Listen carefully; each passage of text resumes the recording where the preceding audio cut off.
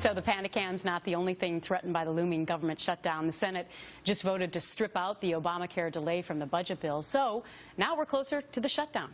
There's a whole lot at stake, including on the political front.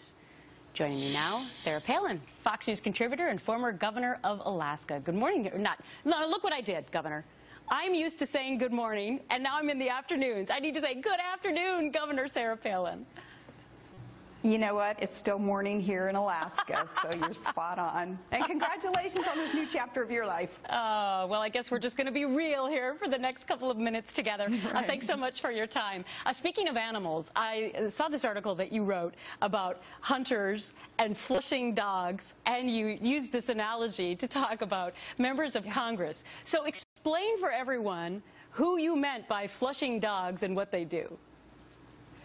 Well, it's a good term when you apply it to someone like Senator Ted Cruz and Mike Lee, others who are literally trying to flush out those other politicians who are in hiding. They're kind of in the woods, hiding behind symbolic votes that don't mean anything, instead of standing up and fighting for Americans. And in this case, we're talking about Americans who understand the soaring costs that will result of Obamacare and the huge government intervention that will be a result of Obamacare in our businesses and our individual lives, and that will suffocate enterprise and industry. So flushing dogs are those who get out there and make these politicians, in this case, come out from hiding and stand tall and fight for what's right. But here's the problem, Governor, is that all Republicans right now are not being flushing dogs.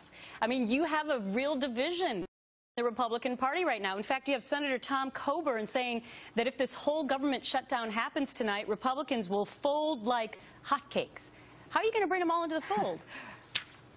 Well, that is unfortunate, because united we stand and divided we will fall, and we will fall under Obamacare. And the middle class will be decimated because Obamacare is going to result in a part-time employment arena that most Americans are going to have to face because there's going to be so much uncertainty in businesses, and business owners are not going to be able to hire more and invest more into their businesses, and have to adhere to these mandates coming down from the federal government. So it's unfortunate that the GOP isn't standing together. This is the time to be united, and a lot of this also, they need to keep in mind, has to do with the midterm elections coming up 2014.